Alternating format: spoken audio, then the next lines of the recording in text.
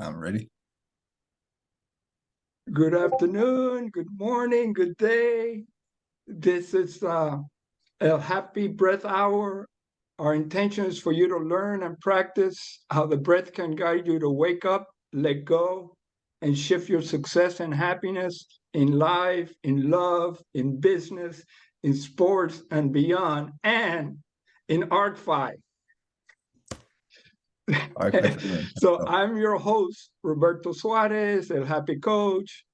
To get started, let's take a deep breath, relax and let go. We're gonna inhale through the nose for like 2 or 3 seconds, and then we're gonna let it go through the mouth. We're gonna do that like 3 or 4 times. Okay, so we can get present and connected. You're gonna love this guest today. So here we go. Inhale through the nose, exhale. Inhale,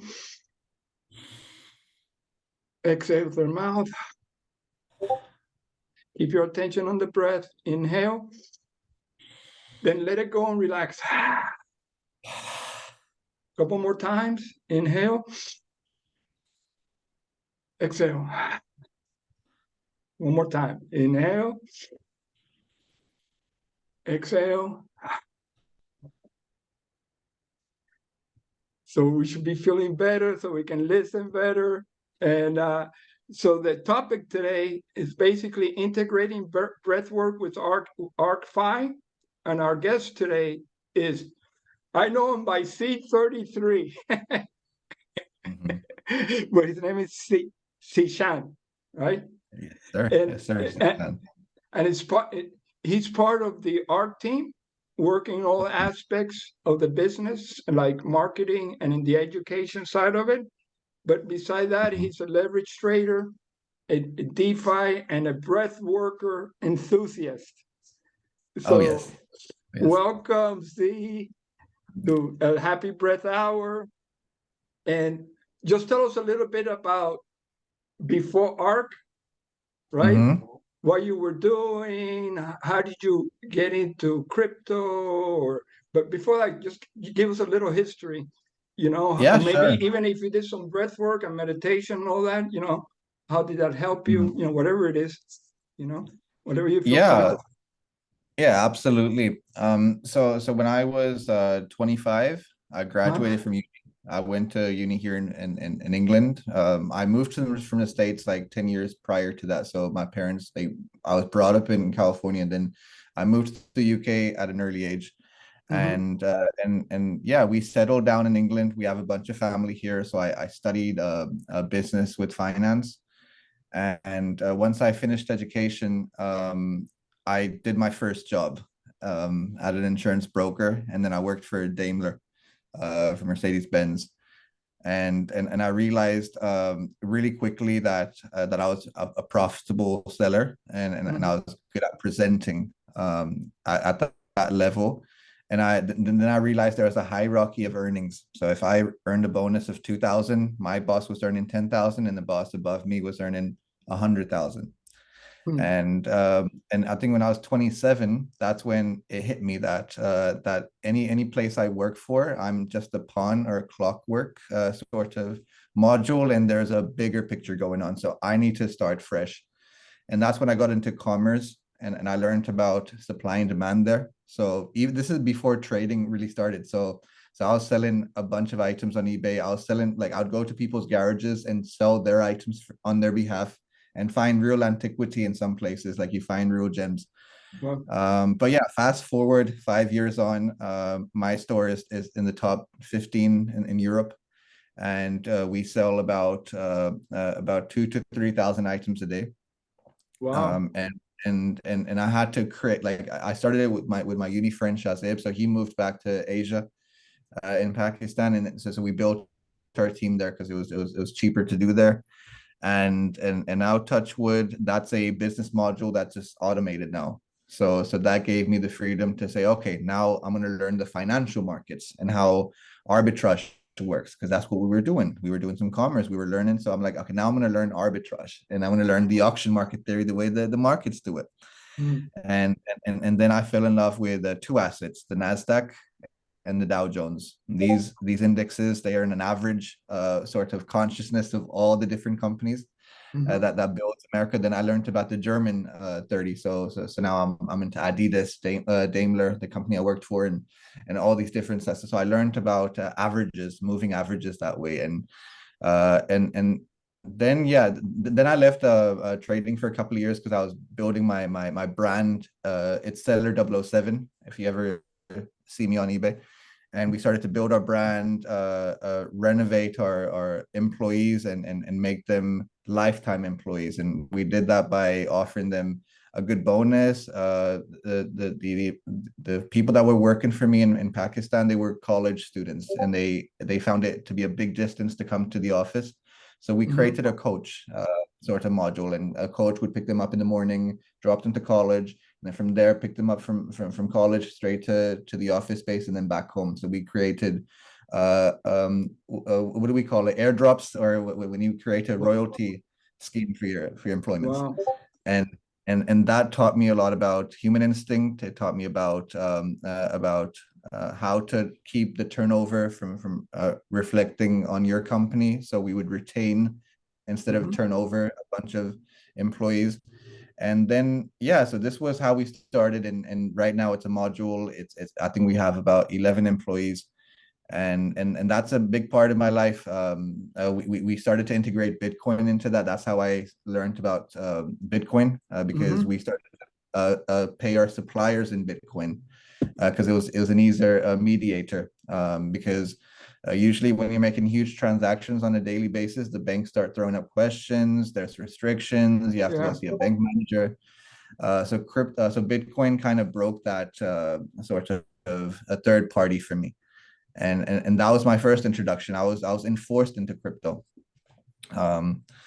So that's the beginning of my crypto journey. And then when I started to learn about the blockchain in a much deeper sense, that's when I started to educate folks a little bit. I'm like, cryptos. So when Ethereum came out, Bitcoin was out for about 7 years now, and Ethereum said, you can build on our things. You can build marketplaces. Imagine building a corner shop, a real estate agency, a real exchange, all these different things in one place, an ecosystem.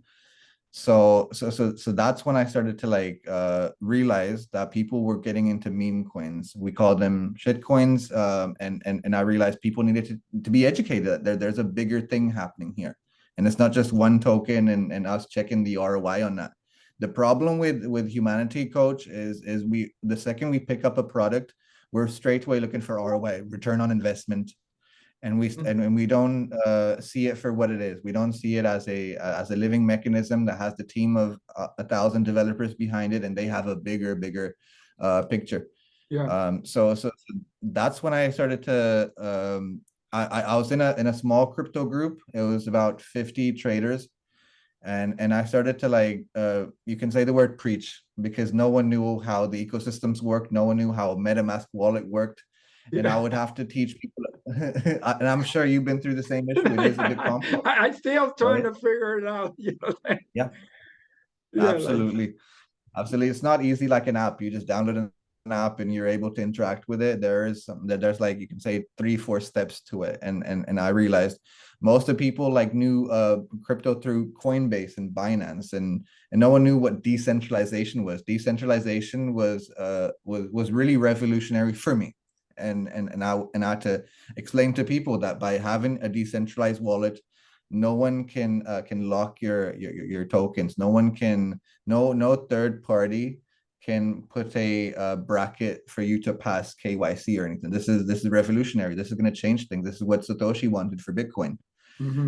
So then I started getting people, and we bought Ethereum quite early. I think for $300. Wow. And within 2 months, Ethereum went to $1,500. And there was 2 other tokens I had them invest in that went 85x. And all of a sudden, overnight, I had a hedge fund, coach. Wow. How cool is that? I'm glad I met you. Yeah, absolutely. It's a good time. We were meant to connect. Yeah, it's interesting because this year in December, November, I was still okay, so how do I create abundance? I should be retired, just playing golf, being in my head, or so I'm going to give it all up. I don't know Wow. anything. Mm, I'm not, I had to stop marketing, trying to sell breath, like mm, just give it up and mhm, let the universe. And 2 days later or something, Alice called me, mm, and I go, wow, and then all of a sudden I get into this, in this community, the community of Ark.Fi, and I'm listening to you, and I'm listening to Brad and Brett and Branson, and I'm going, holy cow, you know, these guys are like very connected and very like clear in what they're creating, and I'm going, holy shit, like you really have to let it go and be clear enough so the universe mm. can take you to the right people, you know? The way I would do it with folks is I'm like, you need to admit to yourself that you know Hmm. nothing. When you Yes. hear me or when I'm explaining something to you, I want you Mm-hmm. to forget all the modules you had before because this is a new beginning to you. Mm-hmm. This is going to be pretty detailed, but I'm going to make it easy for you. I'm going to make sure I give you a storyline because the Mm-hmm. problem is when crypto really boomed, it was developers that knew about it. And you know more than me that developers and traders are the worst storytellers. They don't know how Yeah. to narrate Mm-hmm. Yeah. experiences. Everyone has an experience that you have to do. So luckily I was good at that because I had nephews and nieces that I would sort of tell stories to before sleeping, right? I Yeah. had Yeah. some Yeah. parental experience there. And I was like, Okay. you have to teach everyone, like everyone at some stage of their lives, they were babies. They were babies and this is and they still are to a point when it comes to learning Yeah. mechanisms. So you have to break it down in a easier sense. So I started to talk about farms. I started to talk about construction sites. I started to give the railroad model of like you can say the London metro sort of metropolitan trains to how they're Mm-hmm. different to Swiss trains, and I started to give people real examples. And then what I started to see is people started to turn up every single day to these classes. And a year or two passed, I started to get AMAs. So token founders would start to say, apparently you're educating your communities. Can we do a talk at your thing? And Atlas was my seventh sort of token talk, you can say AMA, where I spoke to him, Okay. and that was an experience for him. And then after that, like he started to come to my podcast almost every night. I would see his name and everything sort of turn up, and I'm like, and then I started to like after I finished the session, I would start to speak to him, and I'm like, "What are you working on? What's your knowledge base?" And he's like, "I'm trying to do this. I'm trying to be like." He had all these different focuses, and I'm like, "Dude, I know where you're looking from, but you're not looking at the solutions here and here and here. Yeah. Maybe tap into these things, and then you can sort of correlate a team around it. You need to get your team thinking outside the box, and Absolutely. to do that, Absolutely. you have to yeah you have to invest in technologies that they're not used to, and then it's a learning mechanism, and it's going to take you time. I said, like, you're not going to do it over a month, you're not going to do it over a few weeks. It's going to take you a whole year. Mm-hmm. How long did Ark take? Ark took a whole 10 months of Mm-hmm. development, Yep. right? And the other thing I told Atlas was you have to do a consistent podcast, just like you have your breakfast, just like you do your breathing in the morning. You have to have a consistent podcast. I did above 300 plus podcasts by that time. Wow. In so I was in. So I was like, dude, crypto is developing on a day-to-day basis, and with that you have to implement new ways of learning, and you have to make sure your team has the same ambitions as you because you're an ambitious person. Mm-hmm. So I Mm-hmm. said a few of these things, and then I stopped doing the discussions for like a few months. I'm like, I need to concentrate on the markets more. So I was trading more Yeah. after 3 4 years. So you have to really meditate around that. So then he started to say, dude, I need somebody who can connect the dots. Can you do some discussions? Yeah. And I did about 5 6 discussions on Arc, and before he's like, you're a team member now. Everyone loves you. We want to hear you every night. to know your opinions on things. Yeah. And I'm like, are you sure about it? Are you sure you want to give me advisory? This means it's a commitment to me. It means I'm giving this thing 10 hours. I'm like, Alice, can you give it 20 hours? If I'm going to give it 10 hours, you have to give this thing 20 hours and I need to see it from you. And that's how we started to really connect. Wow. Me and Atlas, our age difference is such that Mhm. I do look up to him. I do, Mhm. but he Mhm. also looks up to me as well when it comes to new ideas, when it comes to getting something off his chest. Yeah. So I always give people that sort of space to say, okay, let's have a real conversation. I'm not into small talk. You're going to Mhm. be either explaining me a big portion of things, and I'm going to be a listener and keep my eyes open, or we're going to be in a debate. What do you Mhm. want with me? And most people say, okay, we would like to listen. So then Well, I would give my opinion on something. Yeah, go on. no, no, I was going to say, Um, what you mentioned there, like listening from nothing, like being like a baby, that's hmm, hmm, that's why I preach as coaching is if if you can't quiet your mind when you're listening, you're not listening. You're listening from whatever filter you're listening from. So, and mhm, that's your experience or what you know. But if mhm. you're there, listening from that space, you're not listening. You're listening to yourself Yes, because you yes, yes.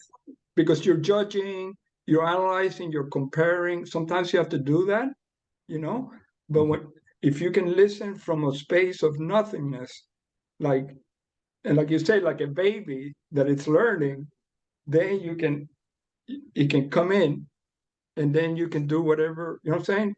You mhm, start listening. And that's like and that's in everything, right? And that's where breath work comes in, meditation comes in, to be able to be the observer and be able to listen from a whole different space. If not, mhm, you're listening, you're not mhm. listening, you're not present. You're in you're in your mind analyzing, and all that kind of stuff. And the breakthrough comes in when you don't know. What Yeah. you don't know that you don't know. Crypto came Mm, from nothing. mhm. I agree. Somebody decided, whatever, created from nothing, created whatever it created, and look at it now, right? So, Mhm, and everything started like that. Like I was in the communication, business at the beginning and all that kind of stuff. So I played that game, uh, but I didn't listen properly all the time. So my ego, blew it. You know, but mhm. that was part of what I needed to do to be here right now with you. Absolutely. Absolutely. You You know, learn about it later in life. The issue is, I wish it was taught in school. I wish there was the communication lesson. And uh-huh. communication people were told how to communicate with their sort of human companion and how to be able to send and receive like we do in data blocks on the internet. Right. So this is something that's not been taught to us. We're taught from a young age to not be a wuss, to Yeah. get things done. And the problem is when you study schools and how schools were moduled, it was to fill the factory laborers with disciplined workers, and that's Uh-huh. what that. So I'm in England now, Mhm. and I learned a lot about how the school started created from the factory labor, Mhm. and sort of and the issue is we haven't changed that way of thinking. We still conform in that way. We make our students conform. We make them wear uniforms. We don't make them think creatively. And to think creatively, you have to listen. You have to adhere. You have to send and receive a bunch of data. It's not memorizing a few notes and then talking Mhm. about Macbeth or talking about Shakespeare or talking about geography or anything. Yeah. You have to be able to receive. And and would you agree or disagree with me? Most people are not good at receiving, Mhm. right? We're good Oh at yeah. sending.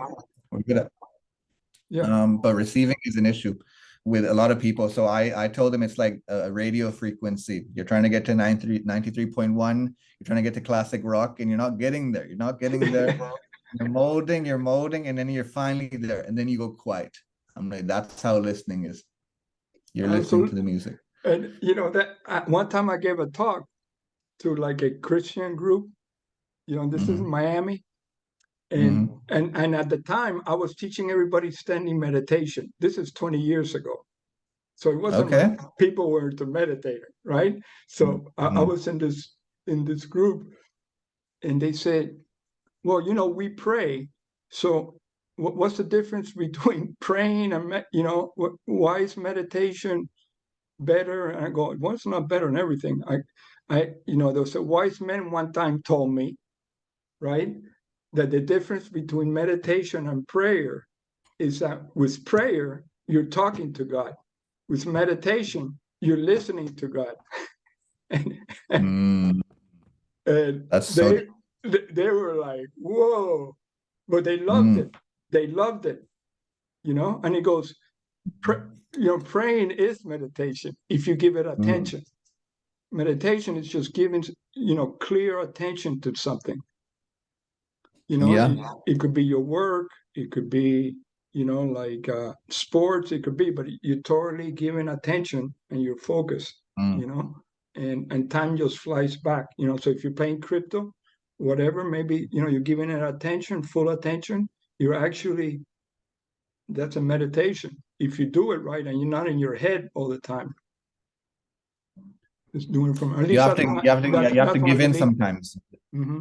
I think there's a giving in submission thing. When you're listening, you're Hmm. giving in and you're submitting to the idea, and I'm here to learn, and that's the sort of narrative I have with business, with people and folks. And then as time goes by in life, you realize how to connect to the right folks because most Hmm. people have a story to tell. And normally it's a repeated sort of chakra life and then just going in circles. And then you have to release yourself from that. So I've learned that later in life that you're a sort of community. And right now, if you see the crypto community, most people are clueless of where they want to be out of this. Hmm. They're looking for a rush of, but they weren't like the crypto community, unfortunately, did not have business experience, did not know how to hold an asset, how to go through hard times. So when they have a bad experience in an investment, what happens is they find similarities to when they had a breakup with a girlfriend or when they moved house or they lost a friend, and those are two separate entities. You see, as human beings, we're very emotional and erratic in that way that we connect the two things. Whilst the crypto stuff was an experience, it's just like riding a bike.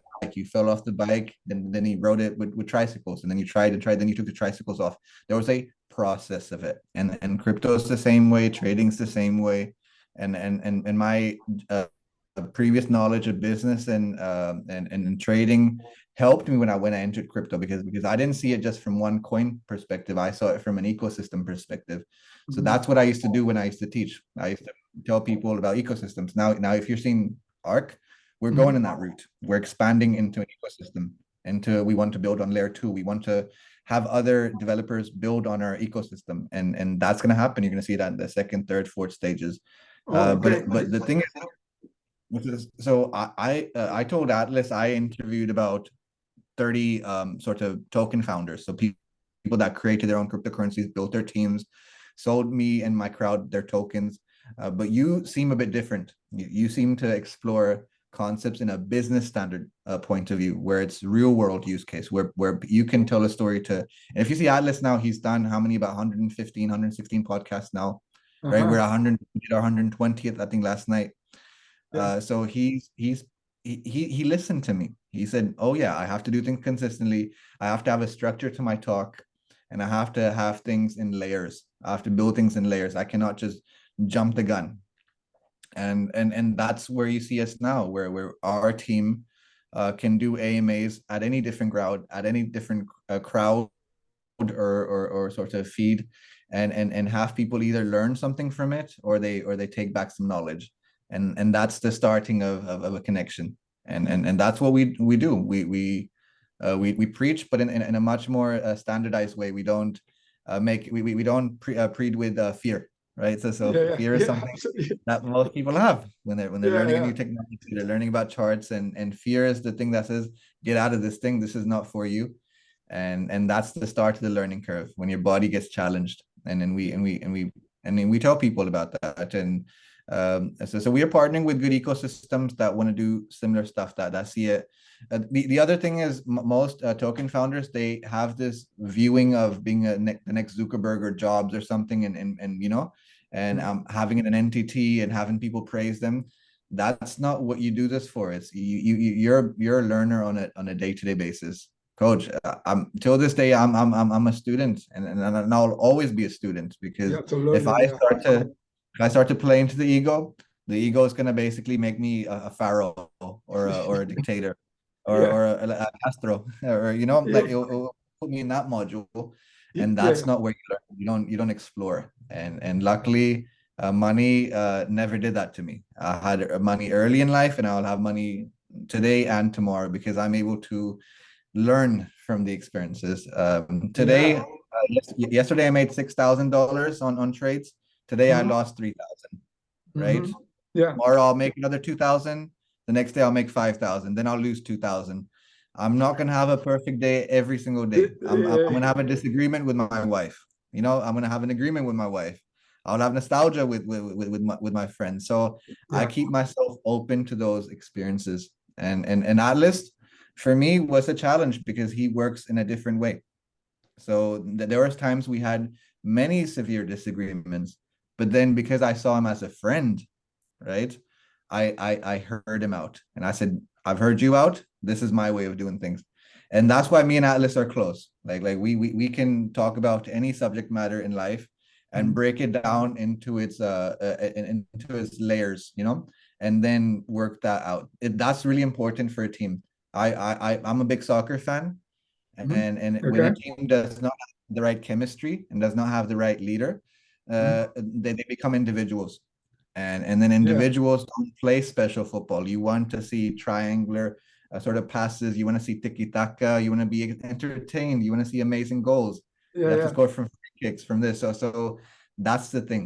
So me and Atlas, luckily, we're very, we Mhm. do it for the learning mechanism, and we do it because we want to make it easier for others. We like coach yourself, and I have many relatives that I want them to be in crypto, and for that to be a thing, we have to make it simpler. We have to break that barrier. We have to make it an app. We have to make sure it's not a 3-4 step conclusion for them, because they're going to be lost in the second step, maybe third step, maybe fourth Oh, step. They would, oh yeah, right? yeah. So, So let me ask you. So if, mm, if for people that at least in my community, right? We have people mm, that are totally uh, getting into breath work as a way to support people in becoming more connected, more more loving, and being able to mm, manifest what they want in life. And but sometimes I see like a challenge, including me, was generating enough income, right, mhm, to to stay in a saying not to get another job or whatever, and mm, then because you have mhm, to provide. So how does from your from your perspective, how does passive income, right, mm, specifically Ark, can support mhm, somebody, right, that might have a limited cash in the bank that is not doing anything, or mhm, it's, the inflation mhm, is eating it up?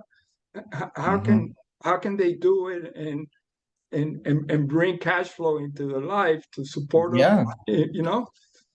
yeah, sure. I'll get into that. These crypto projects, they need users engagement. So they need folks to do a few tasks, and Mhm. as they do a few tasks, it creates a liquidity pool. Liquidity pool.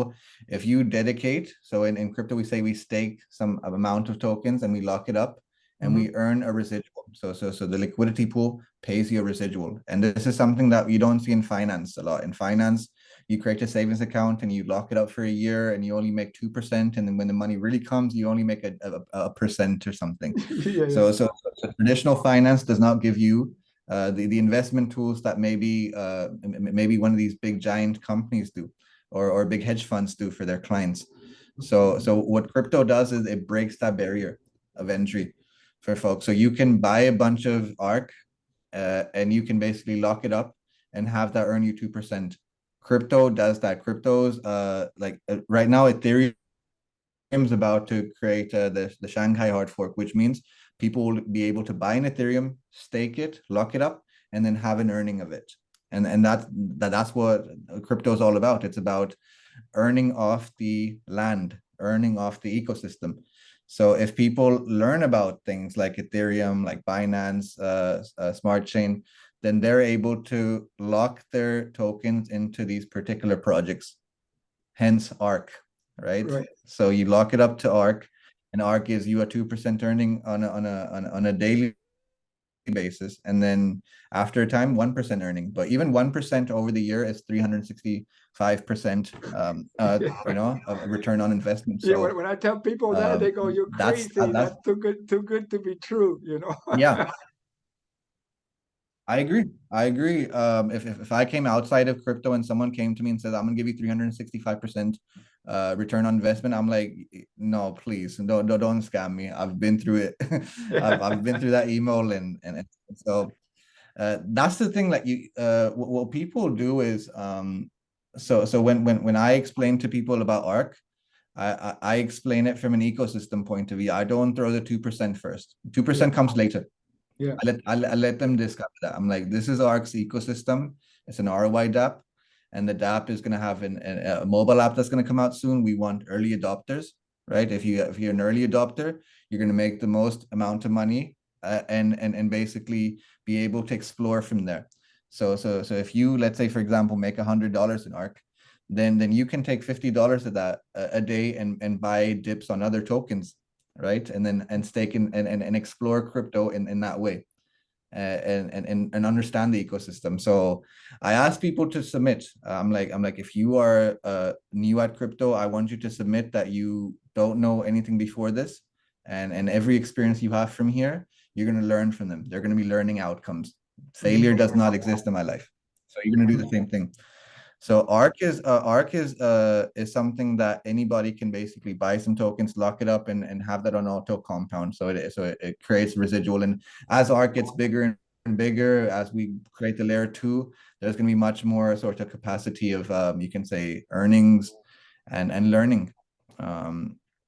So yeah, like I would say look into, see it from an ecosystem point of view. Whenever you buy a token like BNB or you buy into Ethereum, understand they are ecosystems. The more you understand their ecosystems, just like when you go to a new city, coach, when you go to a new city, you learn where like when I was in Brazil, you learn where the favelas are, you learn where sort of the sort of the dancing happens, you learn about samba a little bit, you learn about, and then somebody helps you through that navigation, and that's how people should explore these things. We shouldn't just see them as investment mechanisms with ROI. We should see them as an ecosystem.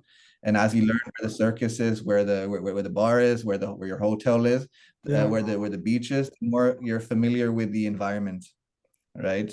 Yeah. Am I making any sense? No, Tell me if I'm no. not. That's an easy way, to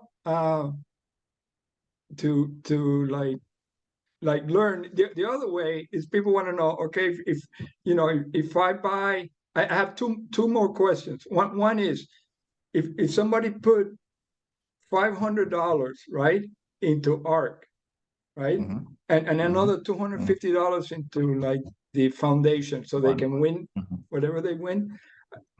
How much money can that wallet or can that 250 generate if everything went, if they compounded the way we tell them, right, in a very conservative way? What's like what would it produce? $500? Yeah. So 500, like right now, we're like, if you see where Arc is right now, we're starting to have ROI. People are starting to have ROI Yeah. in the first 2 months, and that's what we want to do. We want you to get your money compound to back. such a point that you get your money back, and then after you get your money back, everything is now surplus, right? Now it becomes a mechanism. So we tell people in the first 3, 4, 5 months to not claim so much, and if you are claiming, to reinvest it, because you're building things. If you take the seed out early, the lemons are sour. The farmer would say. It's the same thing here. Do not take the seeds out. Let it grow, and give it a 3, 4 month plan. And then Mm-hmm. after that, take like 50% compound, 50% you can, create an earning mechanism. So most people are starting to ROI and our ecosystem right now, which is Ark, which is good marketing for us for sure. Mm-hmm. But it also gives the satisfaction that our system created wealth for its users, and Mm-hmm. now how that creates a different type of commitment, a different type of engagement with our crowd, where we can now experiment into things and take some risk. The Mm-hmm. first thing was to bring the majority folks into ROI. So our early investors are starting to see that in month 2.5 now. So we're coming to Yeah. month 3 now.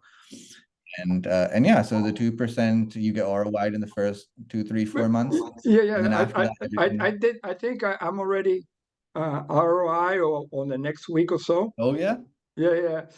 So, beautiful. and I see, Mm. you know, like I put like I guess like $1,000, right? So I Mm. I was making like I don't know $600 a month.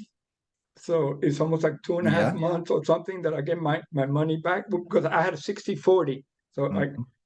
uh, Yeah, but 60, but 40. but Okay. but I know now supposedly, right, that can generate if I keep reinvesting and doing the thing, and maybe I have to put a little more money every time it goes to one. I Mm. can make on that 1,000 and maybe a little bit more money. What, $160,000 net over 3 years or something like that? Yes. Yeah, Yes. yeah. So that's to me, like for people to like understand that because when I talk to a lot of people, everybody has a money problem. You Yes. know, Yes. Yes. I agree. yeah, I for, agree. whatever it is. So it's kind of so that's one thing, you know. Mhm. Um, the other thing, because I talked to my first guy in Cuba, right? Okay. So here's my question that I was going to ask yesterday. What do you do in countries where the inflation is so high, right? That even a hundred Yeah. dollars for them is like $100 could be for the majority of people, they can't even afford, to get into that. Is I'll is tell you is, something. is there a way going to Cuba, be? Yeah.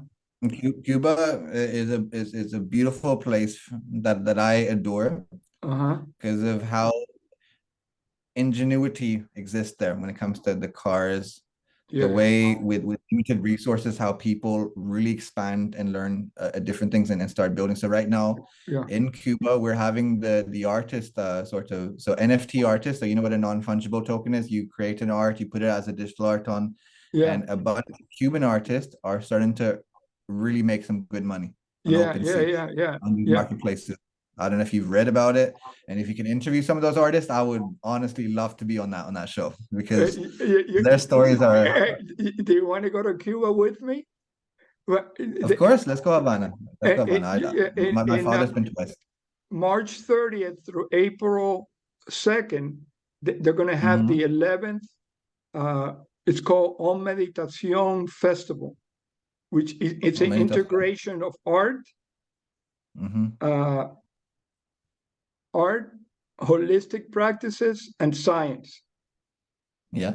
And maybe you can even talk if you want. Yeah. Sure. End of this month. Yeah, of March.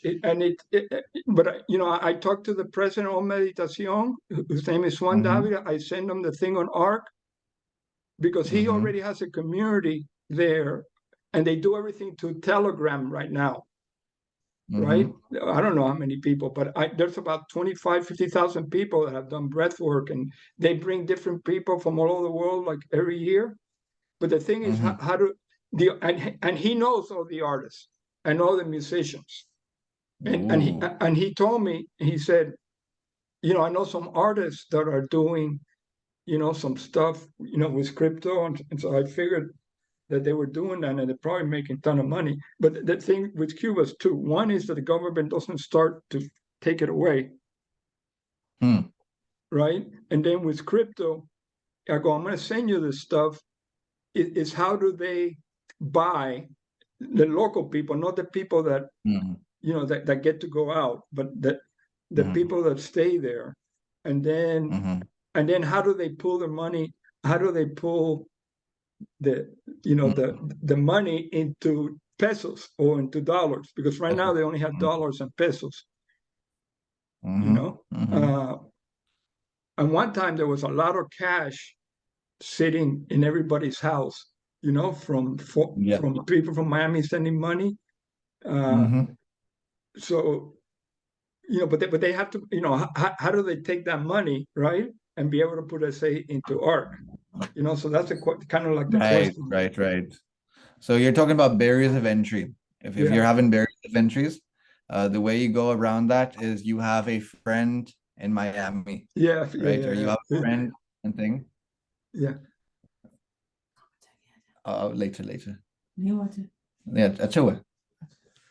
Sorry, that's my mother. She's like, "Do you want to eat something?" I'm like, "I'm Yeah, good, I'm good." that's right. So yeah, so that's the thing. You have to have the barrier Okay. to entry Yeah, is first to know somebody, and usually that person is in Europe or in America who can yeah, buy you $100 or $200 of crypto.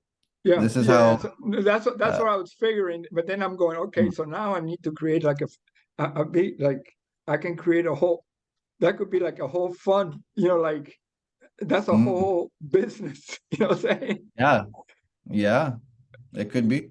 So anyway, so we can talk about that later. But Sure.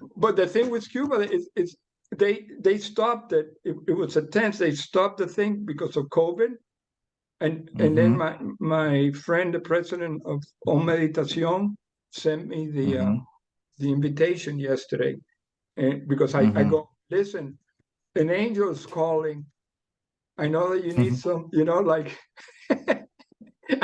When I told him about Ark, he goes, no, send me that. We'll figure it out. Because they Cuba has really good developers. Did you know that? Yes, yes, Young yes. guys, they all learn from the Russians and stuff like that in Europe or whatever. And they're, Mm-hmm. like, Yeah, they're a they different breed, copy, they different steal, caliber. they know how to do the security stuff, they Yeah. break in, they know their stuff, Mm-hmm. you know, the, The thing is, so, with Cuba, I know because I've trained with MMA fighters as well from Cuba, yeah, and what I learned is for them, they treat it like a hierarchy that they have to pass through stages. yeah, Now, yeah, in the Western world, we don't see that. We see it from top to bottom, right? yeah, We're yeah, like, yeah, have take an interest in this. Well, as the Cuban, when they learn development or they learn art or they learn business and stuff, they learn it from the ground up. yeah, And then I see it's a humbling thing that I see in a lot of Cubans when it comes to MMA.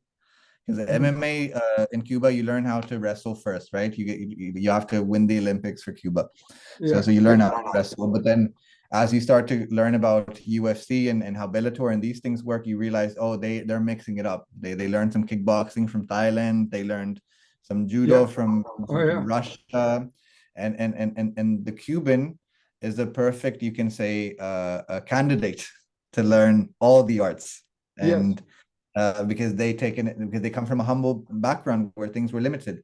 hmm, Same thing with Brazil a little bit. I feel the yeah, same thing with Brazilian sort of people that I work with. So I think the Cuban developer, on the other hand, is limited to his resources. So when you're limited to like yeah, bandwidth or broadband, I mean, me and you have good broadband. We're able to yeah, yeah, communicate. But the Cuban has an issue where he has to go to the internet cafe or he has to go through a better, yeah, yeah, Wi-Fi router. And for that, he has to think creatively. So yeah, yeah, already, yeah, yeah, before he's even got online, he's had to go through a challenge to get online. So if he's going to learn crypto or business or development in the same way, oh mm. boy, I'll be scared of that developer. Yeah, it's unbelievable. You're just like, but they do, But anyway, it and Mm, with the breath, it was like, that's a whole other story. I don't even want to get in. mm, So anyway, mm. we can be here another 2 hours. Uh, is there something? Well, how can people get a hold of you or whatever if they want to, ask some questions or send you? Where can they find you? You can find me on Twitter at 33. So Uh, Z33. It's okay. as simple as. And but I dedicate and commit myself to Ark quite a bit, as you know. So you Yeah. can always find me in the Ark Telegram server or in the Ark Discord.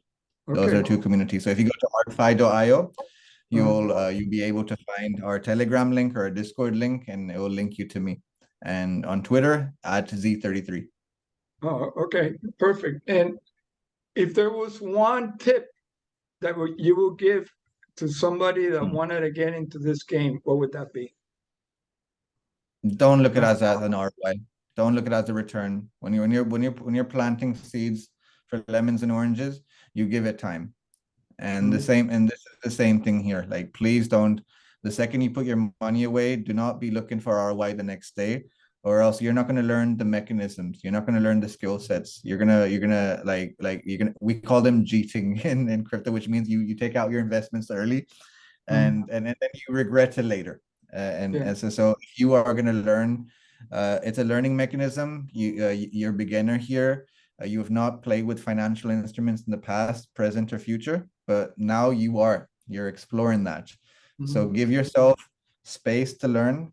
Do not go around on an affiliate marketing scheme and telling all your friends, oh, I've just started this new thing. Learn the mechanisms to start with, and then be able to teach and preach in your way or form. And with crypto, you have to be a learner every day.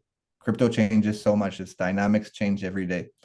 So that's the learning. I don't know if it's a phrase I've given you, but that's it. Please don't see it as a ROI tool. Learn about it first. Yeah. Great recommendation, suggestion. I I love your energy. I Hey, we're going to Cuba. That'd be great. Let's go, Cuba. I'll look at my schedule. If I can make it on the 30th, let's go. Let's go educate. Yeah, and yeah, we can learn and support them. We can support them and talk to the right people there, right? And we can talk more about that, later. But thank you again Beautiful. for taking on this conversation. And we didn't talk a lot about meditation, but we didn't need to. It's fine. Hey, if Part two. you become successful with crypto, you're gonna become very successful also with meditation, and because you're Beautiful. gonna have more free time to breathe and to meditate. So Yeah, absolutely. I can't wait for those days to come where I'm less busy and more occupied, like teaching people how to breathe, how to think, and how to just have perception, sending and receiving.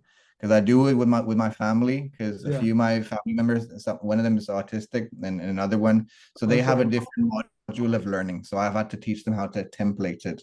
So I think a lot of people in society right now, they won't admit it, but we are suffering a little bit because there's new change coming. There's new sort of like we're going through, like whenever new innovation happens, coach, when big things happen, like let's say the industrial age or when airplanes came, we went through a bit of turmoil. There was a power play in the empire. Yeah, And that's what we're kind of seeing with like what's happening with the States, with America, with sort of the Russia Ukraine things, and the same thing with like China and its interactions with the BRICS and stuff. So whenever big innovation happens, there's a time of de-stress. So everyone right now, as a consciousness overall, is suffering a tiny bit, but realize that we're going through a new horizon. So that's my way of looking at it, because that's what the people of World War One, two, three went through, and then prior to that, civil wars and stuff. So, yeah, but then we had a confluence, and then we had good times, and we're really close to that, really, with crypto yeah. and stuff. So yeah, I hope I Okay. inspire people here. So hey, just remember, everybody, just breathe happy, live happy, and we'll see you in New York. Let's go. Let's go. Thank you, Let's learn about crypto. thank you for being here. See, I God bless loved you, it. coach. Hold on.